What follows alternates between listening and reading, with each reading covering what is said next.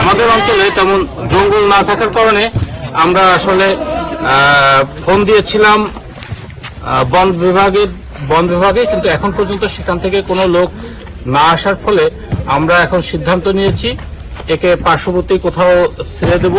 কারণ আপনারা জানেন সাপ হচ্ছে প্রকৃতির বন্ধু।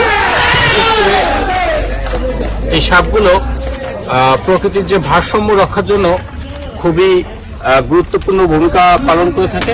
তাই আমরা আজকে একে একটা উন্মুক্ত স্থানে নিয়ে ছেড়ে দেব।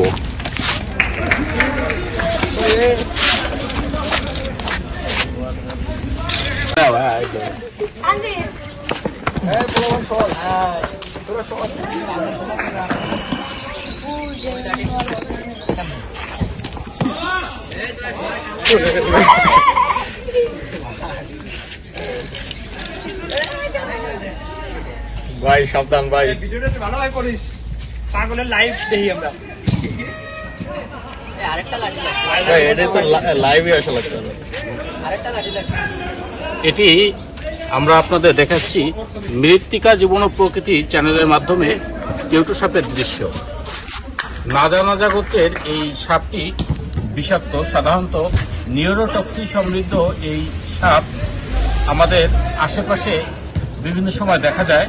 তবে সর্বশেষ ন্যূনতম বিপদগ্রস্ত সাপের তালিকায় এই সাপটি এখন আছে।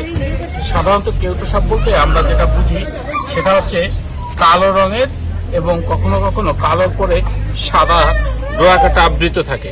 তবে এই সাপটি একটু ব্যতিক্রম বা ভিন্ন ধরনের। সেটা হচ্ছে সাপটির গায়ে অনেকটা হলুদ রঙের। সাধারণত আমাদের এই দক্ষিণাঞ্চলের জেলাগুলোতে এই ধরনের সাপ খুবই কম দেখা যায়।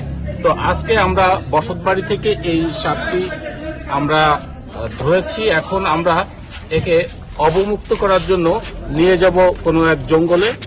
কিন্তু আমাদের অঞ্চলে তেমন জঙ্গল না থাকার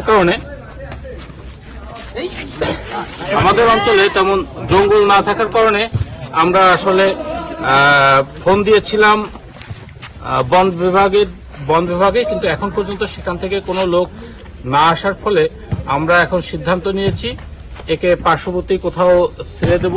কারণ আপনারা জানেন সাপ হচ্ছে প্রকৃতির বন্ধু। বিশেষ করে এই সাপগুলো প্রকৃতির যে ভারসাম্য রক্ষার জন্য খুবই গুরুত্বপূর্ণ ভূমিকা পালন করে থাকে।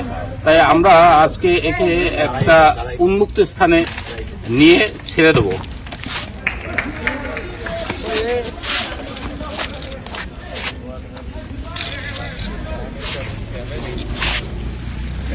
পারবি না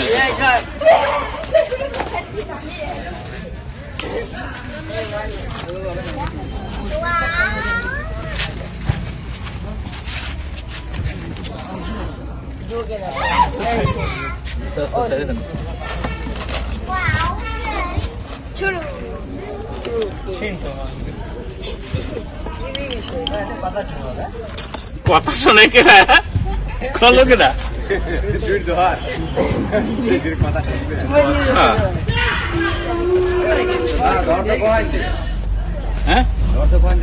ওই যে আলো বাড়ির সামনে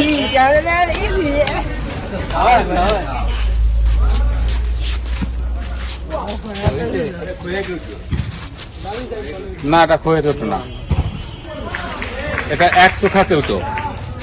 খোয়ে কেউটো হলে খড়ম্পা কেউটো আর পিছনে দুইটা ভাগ হয়। এখন পারবো পাশাপাশি জঙ্গল আছে কোন জায়গায়